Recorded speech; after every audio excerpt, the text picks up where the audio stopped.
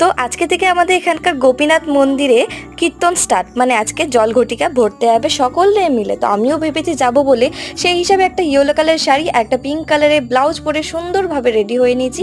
তো প্রথমে গেলাম গোপীনাথ আখড়াতে, সেখানে গিয়ে দেখছি কেউ নয়, আমি একা আছি। তো গোপীনাথ ঠাকুরকে প্রণাম করে তিলক পরে একটা উত্তরী নিয়ে বেরিয়ে পড়লাম। তো সামনের সাথে সাথে একটা কাকিমাকেও পেলাম, তিনিও দলছাড়া হয়ে গেছিলেন।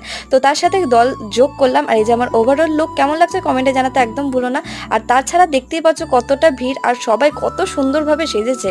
তোমাদের কেমন লাগছে এই র্যালিটা? বড় ব্লগ চ্যানেলে পোস্ট করে দিচ্ছি, তোমরা চেক করে নিতে পারো। তারপরে তো আমি প্রচুর নাচানাচি করেছি, এমনিতে আমি কি সকলে মিলে প্রচুর নাচানাচি করেছি।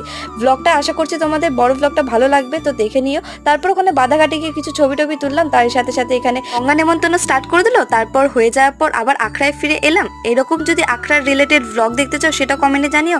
তারপর আখড়ায় গিয়ে একটা করে আইসক্রিম দিল, আইসক্রিম খেতে খেতে ব্লগটা এখানে এন্ড করলাম। টাটা।